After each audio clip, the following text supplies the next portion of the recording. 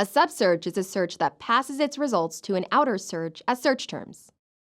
They can be used to narrow down the set of events you are searching on, or used with commands to combine results of one search to the results of another. Subsearches are enclosed in square brackets and must start with generating commands, like the search command or tstats. Subsearches are always executed first before passing the results to the outer search. In this example here, we can see we have our basic search, followed by a subsearch in square brackets, followed by a set of additional commands. The results of the subsearch will have an or Boolean placed between them, and we will see that search expand into anding the results of that subsearch with those field value pairs separated by or Boolean operators. Now, we loaded in that known users.csv file earlier.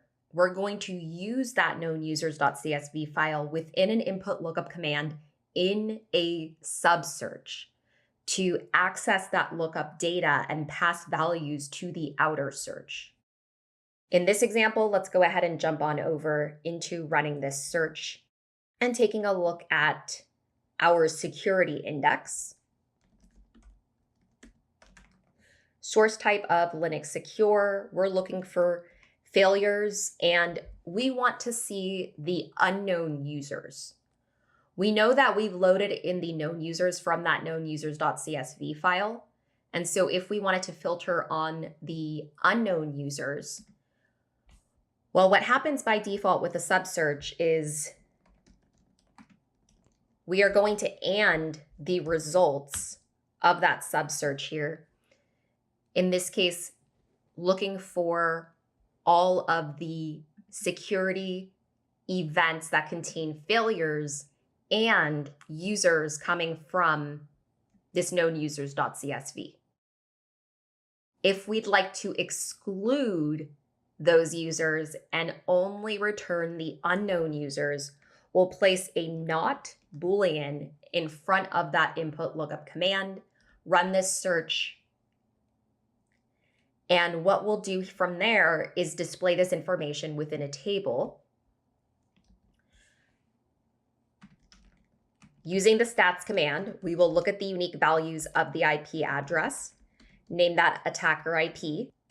We'd like to get a count of events as failures, split by user, and we'd like to see which users had more than 3 failures.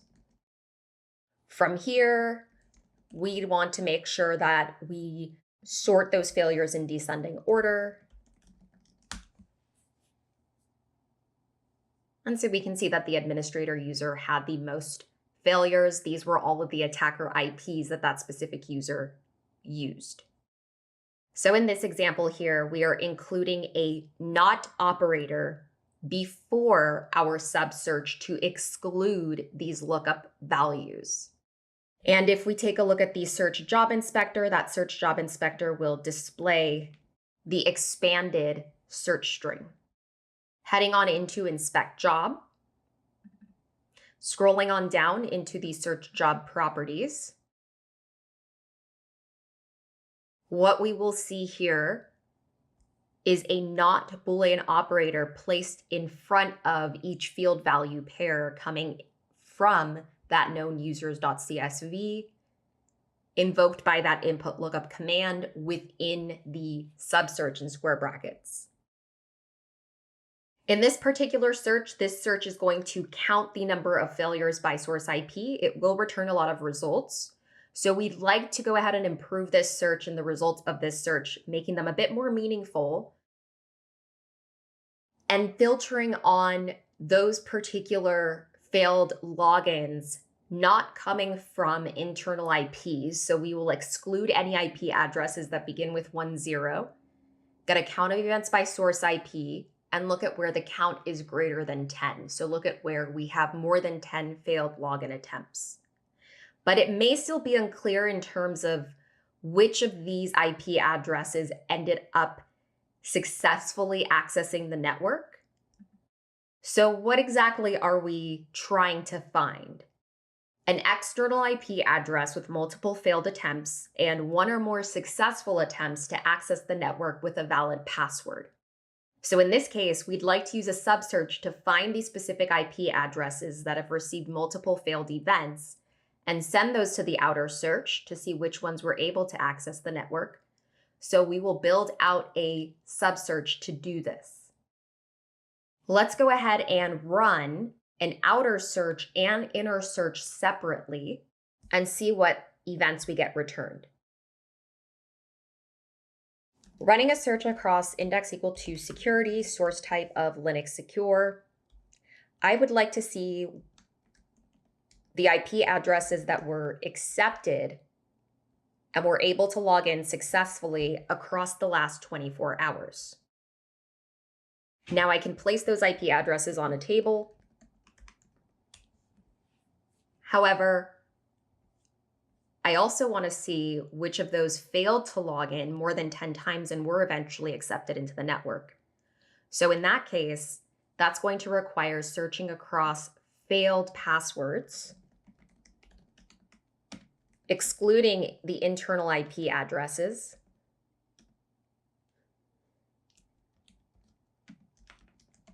and getting a count of events by source IP, where the count is greater than 10.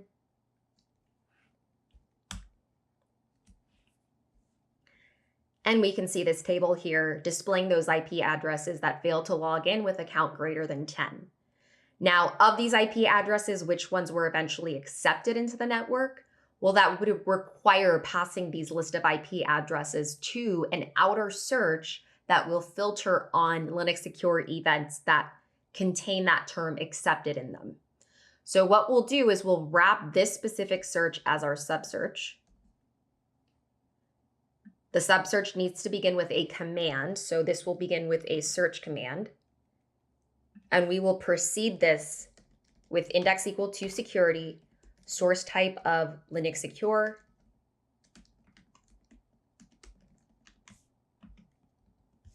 accepted, and from there, if we run our search, we'll notice that we're not getting any events being returned.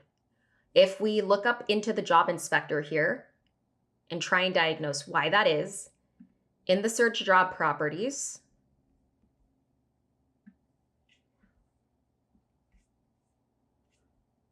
we'll notice that we are returning a count and a source IP in that subsearch, where we're only really interested in returning an IP address to filter on those IPs that were eventually accepted into the network. So we need to be restrictive within the subsearch on what field we are returning to the outer search, and we will do that using the fields command, passing that source IP field. From there, we will see 314 events being returned, and we want to place those IP addresses onto a table. So I will first remove any duplicates, and from there, pipe on over into the table command, listing out those unique IP addresses. Now, if we'd like to run the inner subsearch separately and take a look at how Splunk will format the results of that inner search, there is a format command that allows us to do this. I can go ahead and remove the outer search,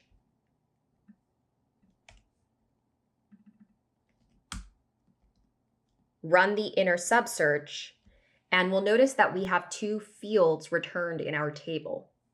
If I pipe this to the format command, the way that these results will be formatted will be as field value pairs with count and source IP, with OR Boolean operators placed between them. Which is why using the fields command and only passing that source IP field to the outer search is going to format